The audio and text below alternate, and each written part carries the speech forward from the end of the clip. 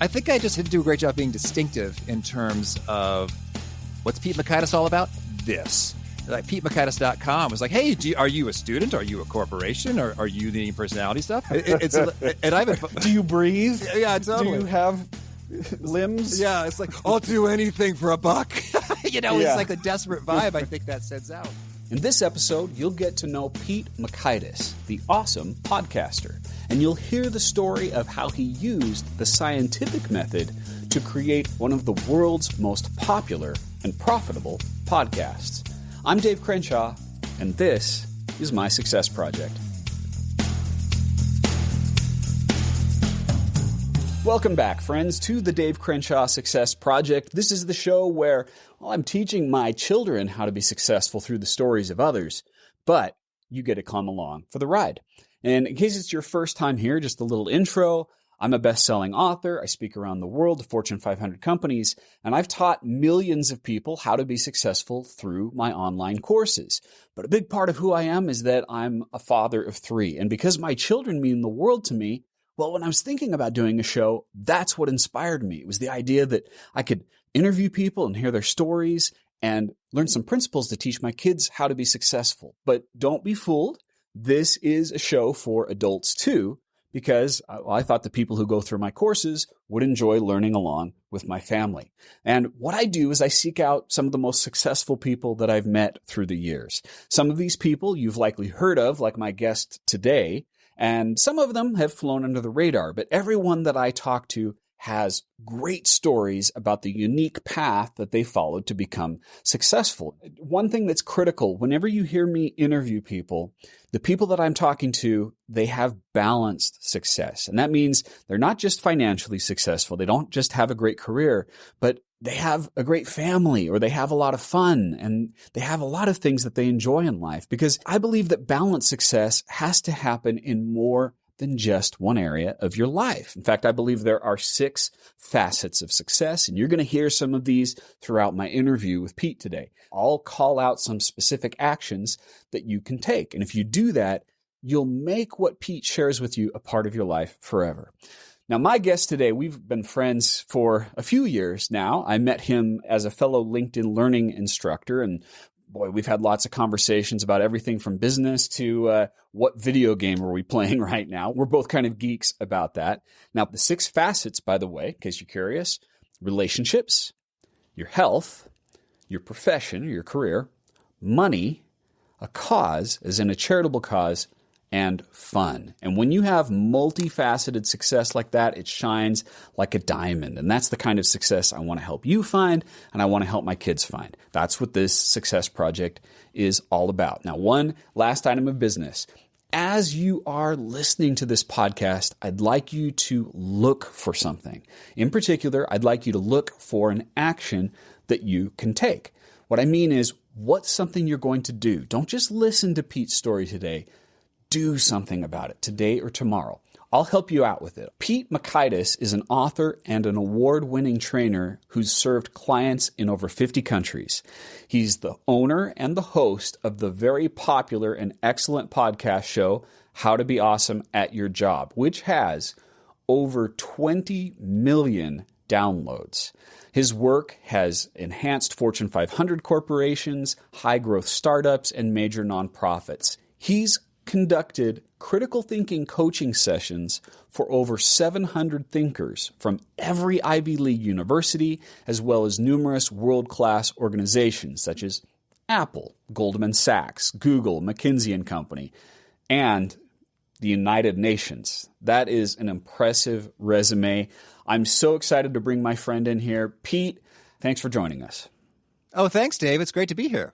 You were right at the top of the list when I decided to create this show because you have such an interesting career. I would probably venture to say an unusual career path. Yeah, would you agree with that? Yeah. Yeah, which is great because a big part of this show is showing there are infinite pathways to achieve success and giving the audience and my kids the opportunity to learn from a lot of different stories.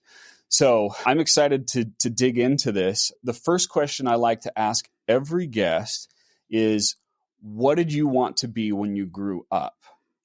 So I'm not talking about when you were 8 or 9, right? Not the fireman or, the president of the United States, but in your teenage years, where did you think you were going to go with your career? It's funny. I literally, no joke, wanted to be a motivational speaker. And I remember I emailed Brian Tracy because I was reading a lot of his books and listening to his audio stuff that was at the library. And I said, hey, I think I want to do what you do. What should I do? He was awesome. He emailed me back, total stranger, kid. And he's like, read the book, Speak and Grow Rich. It's like, all right, I got it right away. And so I was reading that as a teenager. And folks were like, hey, what's that about? I was like, oh, it's about how to be a professional speaker. So yeah, that's what I wanted to be. Who's the author of that book? Oh my gosh. I think it's a pair of gals. Oh, Dottie and Lily Walters. That's right. Okay. All right. We'll put that book as a resource on this. That's interesting. So did you get opportunities to speak at a young age, to do that sort of thing? A little bit. I remember maybe my breakout speaking moment was toward the end of my freshman year in high school. And I was selected, there were about 3 of us, to give a talk at the freshman orientation. It's like, hey guys, welcome to Danville High School. This is some things. And so I thought this is going to be awesome. And I remember the 2 other speakers were super freaked out and scared. Like, oh my gosh, this is a big crowd. I've never done this before. And I was stoked. I thought this is going to be cool. And so I remember how I told the story of how I was second guessing every little decision I made from a socially speaking. And I was trying to figure out the perfect thing to wear. And I had a Hard Rock Cafe Chicago t-shirt as a visual aid that I utilized and said, this was my ultimate decision. And that was great. And so it was very well received. And I liked that. It was a whole lot of fun. I want to highlight that for a second, because one thing that I've seen that's a principle of success is doing the thing that is easy for you, especially if it's hard for other people. Oh, yeah. And we have the tendency to discount, oh, this is easy for me, it must be easy for everyone. But to want to speak in front of an audience is very unusual, right? That's me. And the fact that it's easy for you is a sign that you're doing the right thing. Yeah, that's a great point. It's super true and common that we tend to discount our own strengths because they're easy. It doesn't feel like a victory if it wasn't hard, but it can be. And I'm amazed at folks who have different skills than me, like design. It's like, that looks so amazing. It's like, yeah, it took me like 30 minutes to sketch this out, dude. It's really not a big deal. It's like, no, it's awesome. And so design is one of their strengths and not one of mine. So it's great we can all work together that way. Yeah, pay attention to those things. If you're listening to this, pay attention to the things that you're doing well that other people go, I can't do that. That's a sign that that's a strength, and maybe you should play to that. Okay, so you got that opportunity to speak in high school. Talk to me about the decision to go to college, what you studied in college, that sort of thing. Sure thing. Well, then in high school, I continued to do things like drama and speech team and was having fun with that. And I remember when it came to college, I told my mom, well, I'm not sure what I should study to become a speaker or where I should go for that. Then my mom wisely said, well, maybe you should get some experience to speak about before just trying to become a speaker. I was like, okay, that's sensible.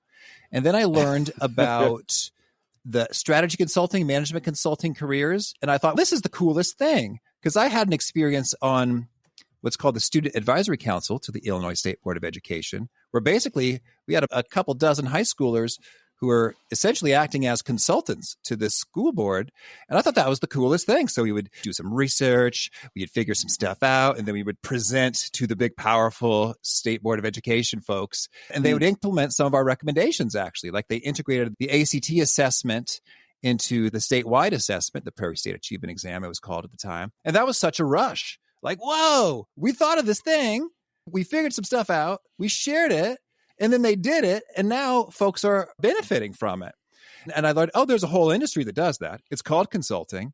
And I was hooked. It's like, well, I want that. I want to do that. And it's like, well, who's the best at consulting? It's like, McKinsey, the Boston Consulting Group, and Bain and Company. And so I was a weird kid still, because I wanted to be a motivational speaker in high school. And then I said, okay, well, first stop is management consulting. And I want to go to one of the best places. And so when I went to college, I went to the University of Illinois, not my first choice at the time, but they gave me the money. which I appreciated. And I ended up falling in love. So it was absolutely the right choice. My mom was right. We squabbled a little bit over that point, but she was right. University of Illinois was great for me. And day one, I was a little bit of I guess I had a little bit of an attitude. I was looking at this business fraternity. I was like, oh, well, have any of your recent alums acquired jobs at McKinsey, Bain, or BCG? And it was like, because that's what I'm after here. Sure. And if I'm going to join a business fraternity that allegedly helps my career, that's what I need to know. And they're like, we don't really know. So I was like, I might choose to focus my attention elsewhere. So yeah, that was college. Business stuff, thinking about consulting. There's something you said that I thought was interesting. So were you targeting the type of people that you associated with because of where you wanted to be with consulting? Well, yes, that was happening. And I guess that was also how I filtered opportunities in terms of student involvement. Not the only filter, but I thought, okay, does this sound fun? Do I think I'd meet cool people I enjoy hanging with? And is it going to help take me where I want to go from a career perspective? So I remember this business fraternity. They say, oh, this is great for networks and connections for jobs. I was like, all right, well, this is the job I want. Can you hook it up? It's like, we don't really know. It's like, okay, well, maybe I'll find a different club that's better out on that dimension. Yeah, I love that. That you were saying, I want to have fun. I want to meet cool people. But there was also that element of strategic choice with it. And I think that principle is so true that the people we associate with are going to lead us the direction that we want to go. And if we associate with people that are doing or are headed toward where we want to go, we're going to be much more likely to achieve that. Absolutely. Okay. So what were you studying at University of Illinois? I studied organizational administration and then finance or finance, as some pronounce it.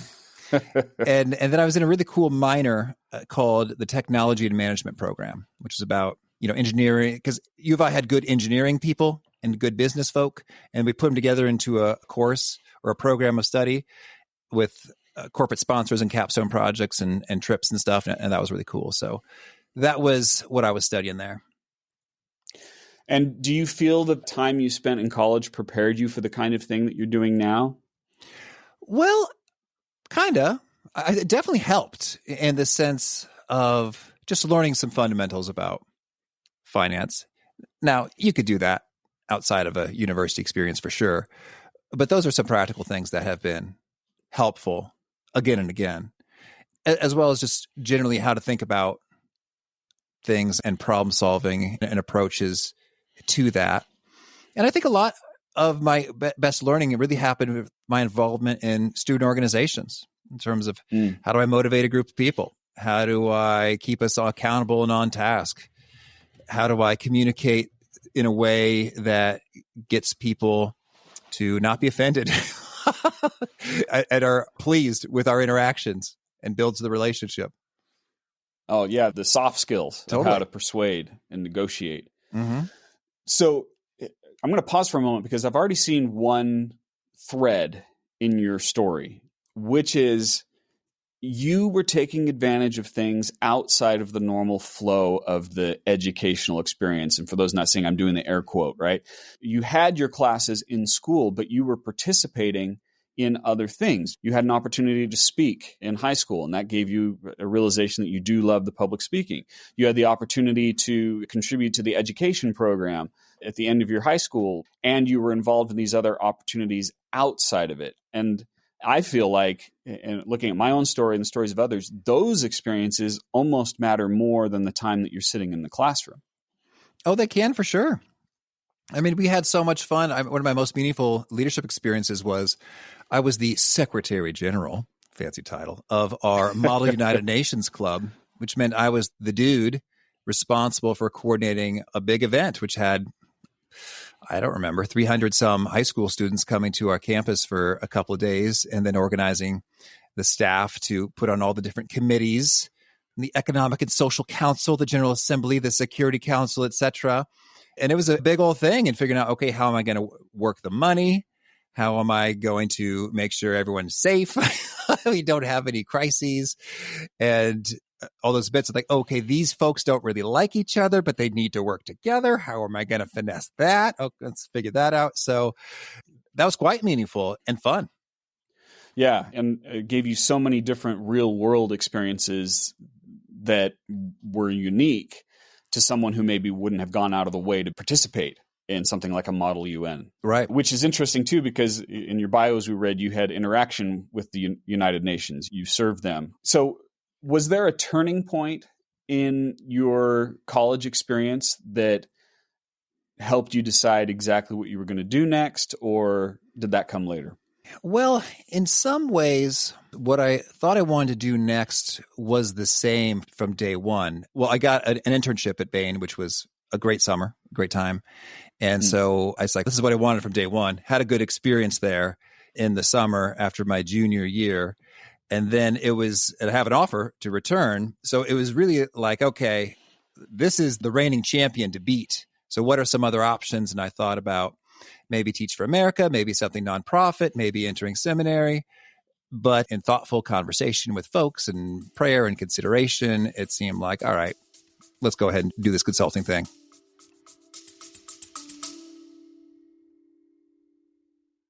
No matter what your career is, your foundation of success begins with one thing: effective time management. And thanks to the generosity of Microsoft, you can get my entire course, Time Management Fundamentals, for free on LinkedIn Learning. Go to davegift.com to get your free access now. This is the course that millions around the world have used to become more productive and reduce stress. Everyone from Fortune 500 executives to freelancers to students. Now, it's the same coaching I've provided in person for tens of thousands of dollars per day, but you can get it for free on LinkedIn Learning. You don't need to provide anything to access it. No credit card, no email. Just go to davegift.com and start learning. Thank you so much, Microsoft and LinkedIn Learning, for your partnership. davegift.com. And so what was the first full-time job that you had? I was an associate consultant at Bain & Company in the Chicago office. It was my first full-time post-college job. Wow. So you thought, hey, I'm living the dream. Yeah. This is great. I'm in the Sears Tower, now Willis Tower. They since moved. I felt it was like, whoa, it's real. I'm here. I'm in a fancy big city. I grew up in a smaller town. A fancy big city, fancy tall building, looking out a window, looking at a lot of red slides and PowerPoint, feeling pretty cool for a little while. And then reality sets in. It's like, oh, this is a lot of work. Right. There's the romance that at least I know I had about what would my career be if I was working for someone. Now, in mine, I never worked for anyone, really. Huh. I think, which is a good thing. I've talked to many people who get that job, and the romance of it dies really quickly. How long were you in that job until you said, oh, maybe this isn't everything that I was thinking it was going to be? Well, it lasted for a while. I think it was funny about consulting is that it's just so variable by project in terms of how wonderful is your manager, how wonderful is your team, how wonderful is your client, how wonderful is the work that you're specifically responsible for on that project. And some of them really was like a dream come true, a total delight. And then others, it's like, you know what? I don't really care about the thing we're working on. The client doesn't seem all that fun, interested, and engaged. And so it was pretty variable. So some projects really were magical and others were, when is this project over? Okay, so you got enough variety and enough changing up to keep you going with it. And what I think is interesting too is when we look at your podcast, How to Be Awesome at Your Job, it sounds like many of the things that you're helping people with now were the things that you were dealing with in that job. So your mom was right. The experience was educating what you would be doing in the future. Certainly. Well, and just the skill set. I mean, it was a fantastic place to start a career. I mean, not every day was pleasant, but every day I learned stuff. And there was not a jerk or a moron anywhere within the workplace that I ever experienced, which is cool. I mean, that's hard to say about many organizations. That's probably why Bain wins a lot of like best place to work type awards. But sometimes, hey, you're not feeling the project and it's more hours than you want. And you realize I'm more into education and autonomy and being captain of my own ship. And it's good to learn that early and have those experiences. Yeah, exactly. I've got a friend who he's a mentor of mine, and he's a coach and works independently. But once a year, he puts on a suit and he takes the train into the city and just walks around and will go into businesses as far as they'll let him. Uh-huh. And just imagine if he was working for them and then go, no, I don't want to do that anymore. And it just helps reignite his love of his freedom. You mentioned, okay, so you wanted autonomy, you wanted to be captain of your ship. You said it was more hours than you wanted to work. How many hours was too much? Well, it varied a lot in terms of some projects were more demanding than others. But I think the line they use is the expected amount of work hours on average was 55 to 60 hours a week. And so that's not insane. I mean, there's investment bankers who certainly do way more than that, but it's noticeable. Someone once said, you know how when other people are getting dinner at 6:30 and we're still working? I was like, yeah, I know. I'm very familiar with that. She's like, I've come to realize that's when life happens. And I thought that was an interesting way to say that. And it varies. I think I've had times in my own self-employed journey where I'm working more than that. I'm working more hours than I was working in consulting, but I'm okay with it because I made the choice and I'm super stoked about it. And I can read my own body and the signals. Like, I think a lot of people ignore that. They start to feel stress and they're like, I just need to keep pushing. And then your body starts to shut down. You go, I just need to keep pushing. No, your body is telling you, something needs to change. Well, certainly. And I really love that flexibility in terms of, hey, this is a day I'm going to go wild at work and love it and feel great about a long work day of 12, 13, 14 hours. That happens. And then there are days there's like, whoosh, I am going to do the least that I can to not have anything blow up on me for just a few hours and then rest as much as I can because I might be approaching the sickness. And I just love having the flexibility to be able to dial that in versus if, you're working client services, whether it's consulting, accounting, banking, whatever, web design. It's nope. Client needs that thing when they need that thing and you are on the hook. So try to rest later if you can. You just highlighted why I personally prefer the term work-life rhythm to work-life balance. And what you're describing is you can create, because you're self-employed now, you can create that own rhythm. In fact, let's use that as a transition. So your first business was Optimality. So did you just leave your job or did you hang up a shingle while you were working part-time? What was the process of starting your own business? Well, I had a little bit of stuff going on the side. I wrote a book in college called The Student Leader's Field Guide, talking about some of these things about student organizations, how to do better in them. And from that, I had gotten a number of speaking invitations and a couple were paid. I was like, this is pretty cool. And that was insightful for me in terms of I would be doing my consulting work week. And then maybe I would have a student leadership event on a Saturday. So I would travel there and I would speak and I would just feel such electricity, like, oh man, this is so awesome. This is so cool. And then I'd go back to work and I was like, this is fine. It's kind of interesting sometimes to crack the case, to get an insight, but it's not nearly as riveting for me as people development stuff is. And I noticed in consulting, when I had a project that was about people and their experience of work, or I was doing a training or recruiting, I was more alive. And I'm just sort of noticing those patterns. It's like, man, people development is the thing. It's like I wanted to do it as a motivational speaker in high school, and I like doing it in different varieties in the job of consulting. And I love loving it when I'm speaking. So I had a little bit of a taste going before I left, but then I did leave. And it wasn't some big dramatic thing. People say, how did you decide to make the heroic leap out of that? And I thought, it's like just about everybody leaves consulting after 3-ish years for something. It's like, do you want to go do corporate strategy? Do you want to go to business school? Do you want to work in a private equity type role? So it was just sort of like the norm. Like those conversations were happening. Like, hey, what are you thinking? But what was abnormal was like, you know what? I think I want to go be a motivational speaker. Okay. And it was so funny. They almost all said the same thing in response, my consulting colleagues. It's so perfect for consultants. They'd say, well, now's the time to do it. like before you have family and kids and risk and mortgage in your life, because I was about 25. But that's true. It is That true. is true. Now is the time to do it. And so it's like, I'm not making a comment whether I think you'll succeed or fail. I'm going to be generally supportive and diplomatic and encourage you as much as I can in good confidence, knowing full well as the consultants do that the vast majority of business startups will totally fail. So Nice. Now's the time to do it. Heard that like 7 different times. Okay, so let's talk about that period, because you started that business in 2009, right? Yeah. And in 2016, so 7 years later, that's where you started How to Be Awesome at Your Job. Yes. Podcast, which I know really changed your career. So talk to me a little bit about that 7-year period. The wandering in the desert. Yeah. Okay. So what was your wandering like? Well, it's so funny because in consulting, I knew the right things to do in terms of building a business. And yet I didn't seem to follow them for my first few years. In terms of, I think I just had from all these leadership conferences a big dose of follow your passion inside of me. And so I was following that passion.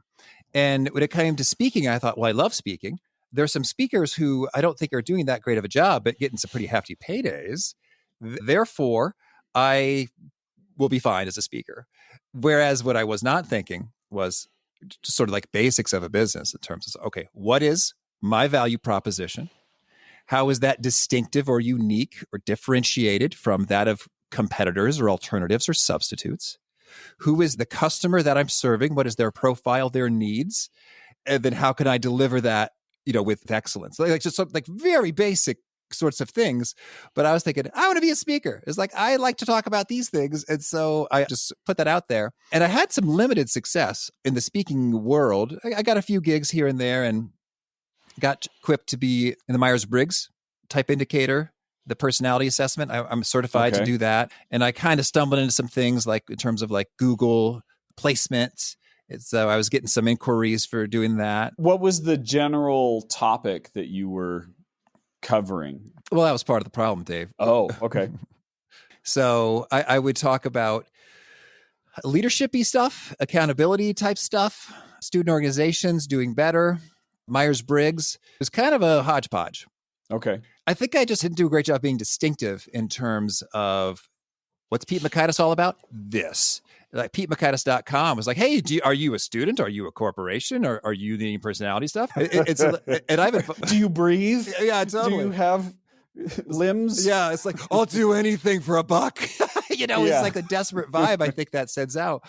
But I advised other people on this, like, hey, I know you have a lot of interest. Like, I do photography and DJing and corporate speaking. Is like, okay, here's the thing, man. You should have a separate website for the DJ thing, for the photography thing, and for the corporate speaking thing, so that it seems like, oh, this is your thing. You're a photography expert. You're a DJing expert, a corporate speaking expert, as opposed to you are a jack of all trades and a master of none is not as compelling when I'm looking to hire a DJ or whatever.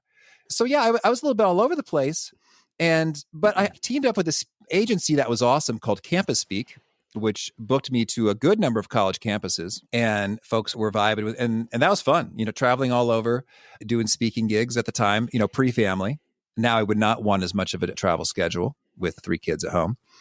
And I was digging that. And then I was also trying to build some other businesses along the way during this wandering. And I had really, so 2 pretty significant failures which surprised me, that each one had a partner. So both of them were in the education world. The first was called Launch Point. And the premise was that we're going to have a 3-day event for high school seniors who are about to become college freshmen, sort of like an extra orientation, giving them all sorts of skills to help them flourish in college. And so we thought the pitch might be, hey, don't waste money on education with the dropout rate being what it is. Get the most of education. Here's some skills that will be useful. And so it was a little bit of a mishmash. How did you structure that partnership? I don't even remember the details now. But I believe it was 50-50. And he was a cool dude. He said, hey, you know what? I'm pretty sure I could squeeze you for more. But here's the thing. I want you to feel ownership and incentivized to really push this hard. So Okay. I want you to have 50-50, but just know I probably could have negotiated.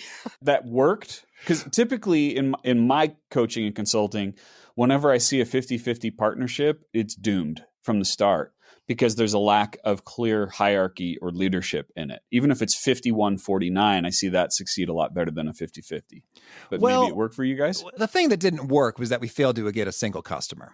So, and no matter how we structured our equity, that was the challenge. That does matter. That doesn't, you have to have someone to sell the thing to. Yeah, folks were not buying what we were selling, despite having a cool website, despite him having a great bio and reputation amongst high schools. And I thought, oh man, and I thought this guy's been around the block. I thought this is just really going to rock and roll.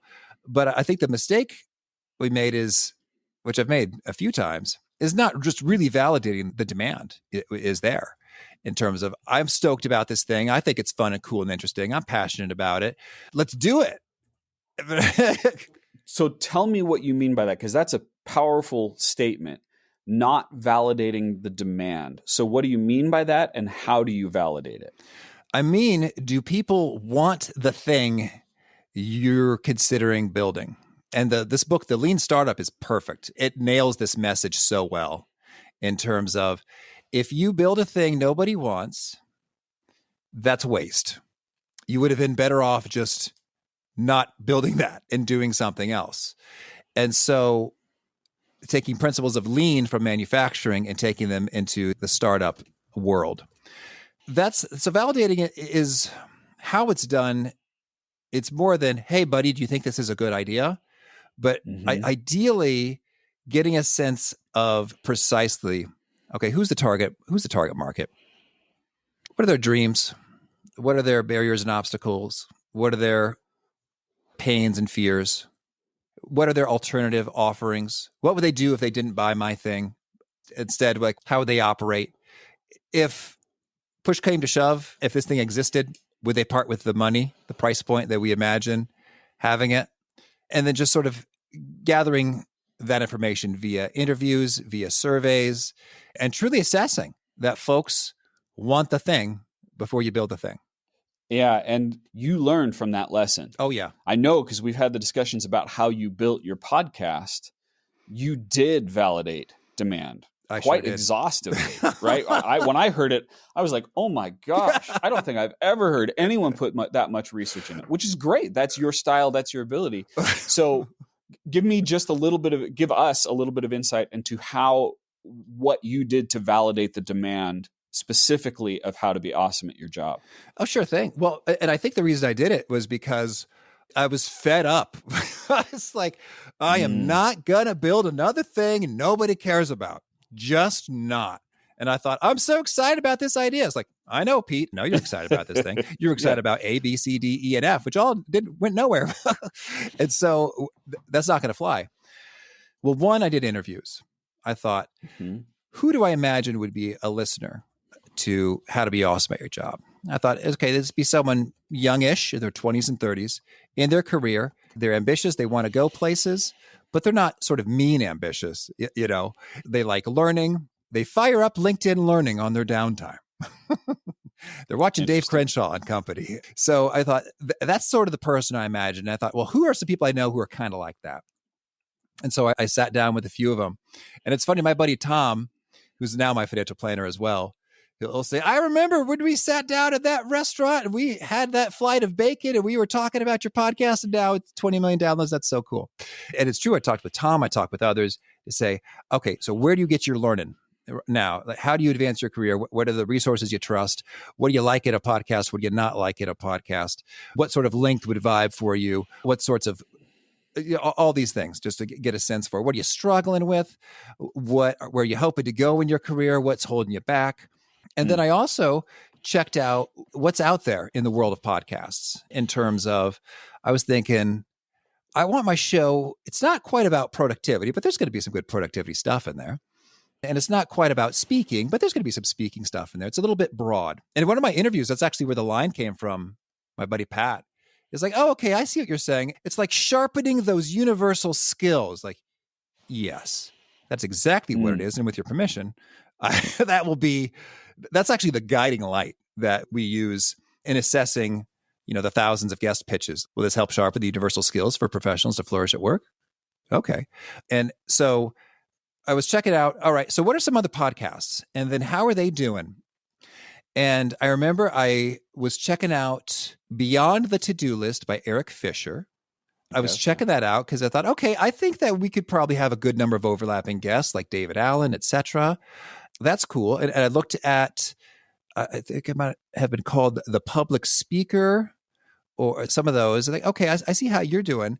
And then I got a sense for, well, how big are these shows with their number of reviews on Apple Podcasts? And Eric Fisher, I actually saw that, he's talking about advertising. And I thought, well, I might advertise my Myers-Briggs workshops. That's conceivable. And I also want to know how big your show is. So I would like to receive your sponsorship deck to see what your size is. And then I saw that, that's pretty substantial. And I thought, I think I could make a show that's as good as Beyond the To-Do List, but different. And so I would have some of your productivity guys, but I'd also have some stuff about negotiation and influence and persuasion and communication and teamwork. And then that got me excited in terms of thinking, well, shucks, if I got to the size of Beyond the To-Do List, and I gave myself a big horizon, like over 6 years, if I got there over 6 years, and then I monetized it even, boy, that would be a pretty juicy business after 6 years of investment. And I was willing to do it. I was willing to slog for 6 years. You said that number to yourself, 6 years. Yeah. Wow. See that, boy, I really want to highlight that because I think a lot of times, especially entrepreneurs, they're so darn impatient. And they create something and they're like, I want to be successful in a year. Or they start to be successful in a year and they start to diversify way too early. I talk about this in my book, The Focused Business. To start by saying, I'm going to spend 6 years on it is a philosophy of success because it's going to take you that much time to build the kind of audience that you've built. Yeah. And I made a spreadsheet in terms of assuming, does audience grow based on each episode? Does it grow based on time that goes by? Does it grow on a percentage basis associated with kind of people sharing word of mouth? And so I thought, well, I could model it 3 different ways. And then I could see how big should I be after episode 50, 100, 200? And so that was my thought is I'm willing to go for it for 6 years. But if I'm like not even close to the growth rates that I was shooting for after 100 episodes, like if it's just crickets out there, okay, I'll hang it up early. But okay. I realize that it's going to take some time. Assuming I don't just have some weird lucky fluke and go viral somehow, it's going to take some time to get to where this is mature enough so that it's providing a family-sized income. That's fascinating. This is so darn analytical, Pete. And I love it. But it's also so contrary to the way that I operate. But I love that. I love that because everyone needs to figure out the way that works best for them. And the way that you went about doing that. And I know that you even surveyed people about the title, right? Yeah. It is such an exhaustive process, but that mindset of, 50 to 100 episodes. I think most people there go, I'll do 12. I'll do 15 and then let's see if I get an audience. But the reality is in anything that you do, like it's a war of attrition. You have to keep at it for years to even build any kind of momentum with your audience. I've seen that with my LinkedIn Learning courses, right? The part of the reason why I'm having so much success now is because I started in 2011. And when you have something in a library or a place where people can get it, it just gives them more and more and more time to find you. Yeah, absolutely. That's true. And the analytical stuff, I would say when it comes to being analytical, it doesn't always have to involve numbers. One of my favorite tools from consulting, which I've taught in a number of workshops, is called hypothesis-driven thinking. Just sort of like pretending you're a scientist and assessing something. And it's just so useful in terms of whenever you're assessing an idea, a plan, a scheme, a business, a career move, you just frame it up like, okay, what must be true for this to be a good move? And then, all right, those are the things that need to be true. Well, how can I test that? How can I test if they are true? And so for me, it's like, what must be true? People got to want to listen to a podcast about this kind of thing. All right. How can I test if there are people who want to listen to this kind of thing? Well, I could survey, I could interview, I could see if there are other somewhat similar podcasts that are pulling some serious audience. I love it. And you had so much confidence and proof going into it because you had tested that. I have a quote. It's right up here on my wall. And it's not a quote of anyone. It's just a thing to remind myself. I am just a scientist experimenting. I should not be surprised when my hypotheses are wrong, just pleasantly surprised when they are proven true. Mm-hmm. Yeah, I like it. Yeah, for me, my testing process is just do it. Just throw it out there. But then, if people buy it, then it's great. If people don't buy it, then I just move on to the next thing. So we're accomplishing the same thing, just a slightly different method. I want to pause for a second and just talk about, because I know family is so important to you. Where in this story did you meet your wife? Where did she come into the picture of your career? Well, it's funny. We met shortly before starting the podcast. And I remember when she had suspected that when we went on a Florida trip, there might be a proposal going down. It was on a special day for us. It was called Divine Mercy Sunday on the Catholic calendar. And so she suspected, okay, this is about a year since our first really great date. Of course. So about a year after that, we thought, okay, this would probably be a time he might pull this stunt. She was talking to her friends. And then she also said, but then again, he's pretty busy getting this podcast off the ground. Maybe not. So it was funny that actually introduced just enough mystery and doubt to make it somewhat of a little bit of a surprise as opposed to totally 100% expected. So that's when that timed out, actually, is we got engaged just about the same days the first episodes were going out. I feel like having a good partner, it's not a guarantee of success, nor is it an absolute requirement of success, but it sure helps. Oh, yeah. And so I know that family is important to you. So in what way, let's first of all just talk about your marriage, but in what way has your wife been a contributor to the career success that you've achieved?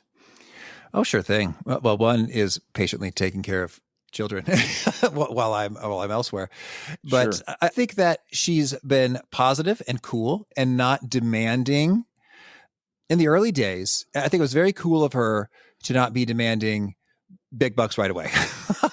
It's like she would prefer to not be working, but she did some working for the first couple of years of our kids' lives in terms of part-time, though it was funny. She said that she wanted great health insurance, which is rather pricey when you're paying it for it 100% on your own. So she would work part-time while getting good health insurance benefits. And then we had a nanny covering some of those hours. So during that time period, there was that, as well as generally being supportive, like not saying, oh, that's dumb. This isn't working out fast enough. This isn't generating enough money. You could be doing so much better if you just got a job in XYZ place. So just not that. Which requires a lot of trust. Oh, yeah. Mm-hmm. That's not easy for most people to do. Totally. So yeah, those are the sorts of things. And then we, in Chicago, we purchased a multifamily home such that we had tenants living above and below us whose rent was subsidizing the mortgage. Interesting. So that's sort of not the living arrangement many people would prefer. Like, I want to do me with my big old single family home sprawling out, so she was cool with that. So, yeah. So you had a plan that was deeper than just the entrepreneurship. You also had basically a real estate investment. It was. Well, part of that was just, I'd had 3 roommates for a long time living in Chicago. Then we got married and we started paying Chicago rent. And it's like, oh man, we'd really been grandfathered in on lower rent before. And now I don't remember the sum. It was maybe $2,300 a month. And I couldn't stand it. I was so used to paying so little rent, splitting it 4 ways. And then to see this big old price tag I was like, we got to find a way to not spend it, because the business wasn't really popping yet. It's like that pain was substantial for me. It's like, we could pull it off. We could do it. But it's like, how can we make that stop as soon as possible? You've got 3 children? That's right, yeah. That's how many I have as well. How old's your oldest right now? 5. Okay, so my oldest is 17. But man, 3 children under the age of 5 or less, that's a lot to deal with at one time. What role do your children play in your success or your mindset that's helped you find success? They're wonderful, and I love them. So one role they play is just, of course, not 100% of the time, as children can be challenging, but just encountering the wonderful joy and love and good vibes that they provide is just sort of lifts the spirits. And so that's great. I think another thing is they inspire me to really be efficient in terms of time and what I say yes and no to. Yes. It's like, that sounds kind of maybe fun and interesting to maybe check out that thing. But if I don't have compelling evidence that it's really going to deliver something meaningful, that's how I'm just thinking about opportunity costs. It's like, well, I would prefer to just not do that and come home earlier because there's some cool kids that I'd like to catch before they go to bed. I love that. Setting boundaries and setting limits. Everybody thinks that sounds restrictive, but it actually increases focus, which gives you more time because you're being so efficient, because you want to spend time with your family. You're making smarter choices in your business. Yeah, that's true. So let's wrap things up. Talk about your partnership with LinkedIn Learning, which I'm a part of as well. I know that also was a big factor and allowed you to reach more people and your audience of your podcast.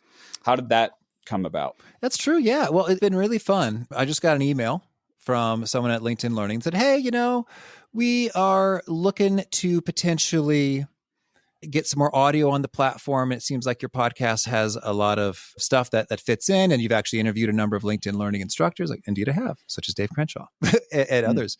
And so we're not quite sure if this would work, but are you open to having a conversation where we explore this? Like, well, sure. That sounds really cool. And so over time, we figured out how this would go down.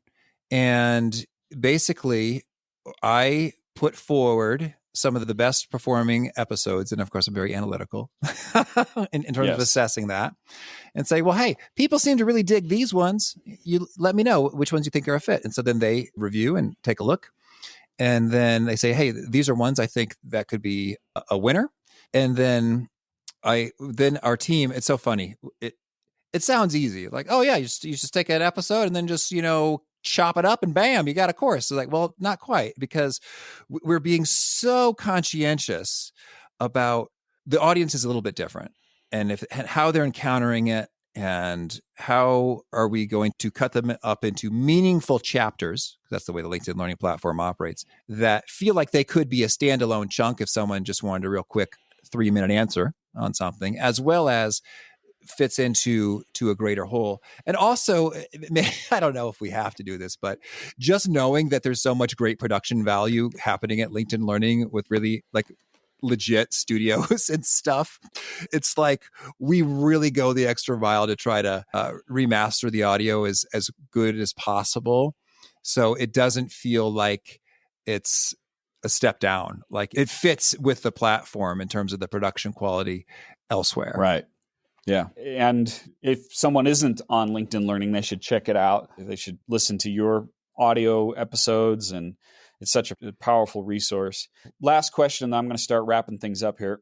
You had your 6-year plan. That started in 2016 with your podcast. Yeah. So now you're on the other side of that. What's the next 6 years look like in your mind? It's funny. People ask me that a lot, and I'd like to have a really cool answer in terms of these are the next from a business perspective.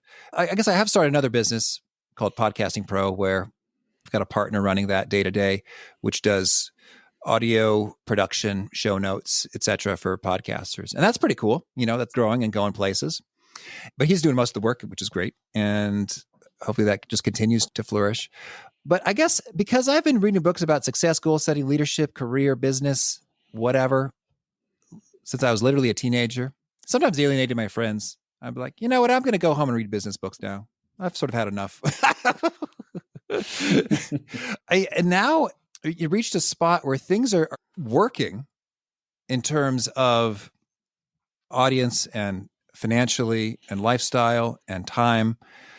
I'm not that eager to conquer a new mountain in the world of career business. And I'm actually more into figuring out how to do better in this parenting game, because it really is a whole new skill set.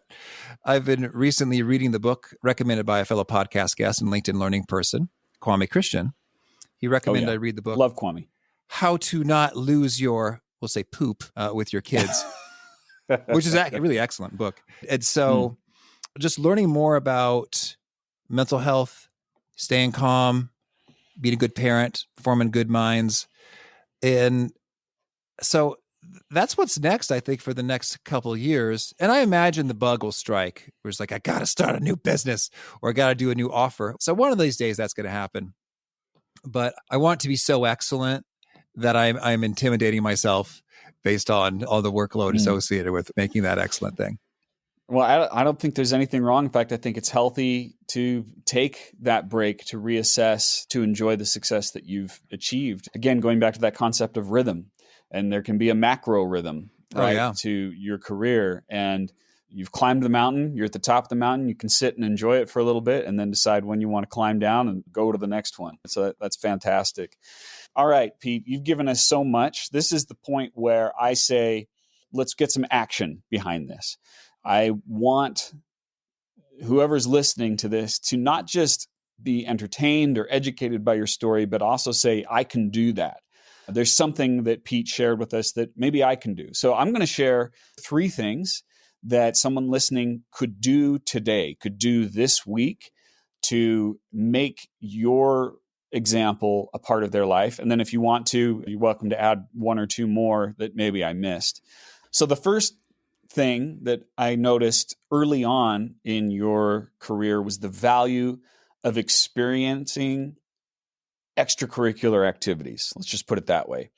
The value of taking advantages of things that aren't a normal part of the education, getting that opportunity to speak, getting that opportunity to create something for the educational board, participating in the Model UN, all of these different things gave you experience and led to the kind of things that you're doing now because they were interesting and because you pursued them, not because someone else told you to do them. So if someone's listening to this, I would say, ask yourself, what is something that I can do that's different than what's being expected of me?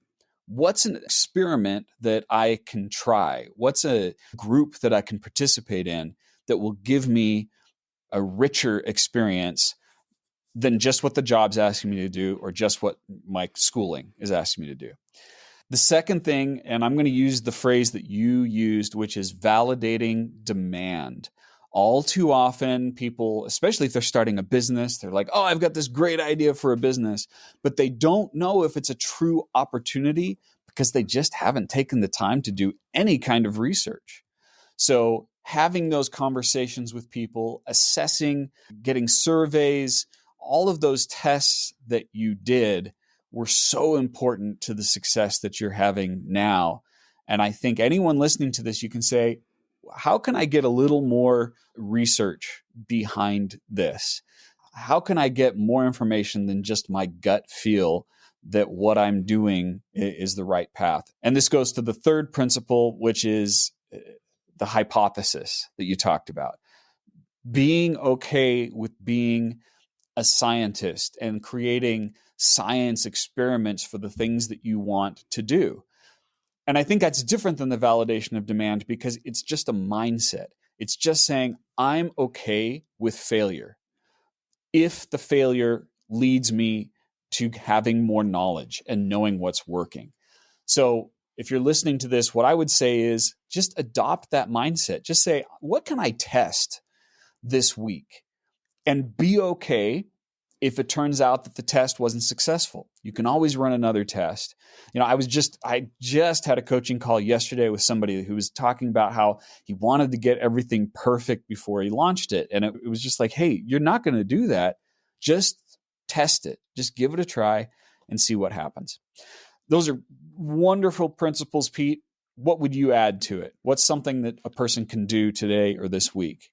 Well, I would think about maybe just some nuance to that with regard to the hypothesis decision-making. I think you could do this in minutes about your next decision. What should I eat for lunch? The guiding questions. What must be true for this to be a good move? And how do I test that? And I think my favorite failure of this on the dimension was once I was trying to figure out, how do I sell more copies of this book? So I had a book.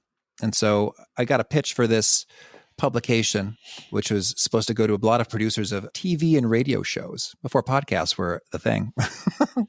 And so I thought, okay, that sounds kind of cool. And so I thought, but it was more than $1,000 to be featured. The customer was the authors who wanted to be in it. And so I thought, is this going to be worthwhile? I don't know. How many books would I have to sell? So I was doing a little bit of the hypothesis thinking.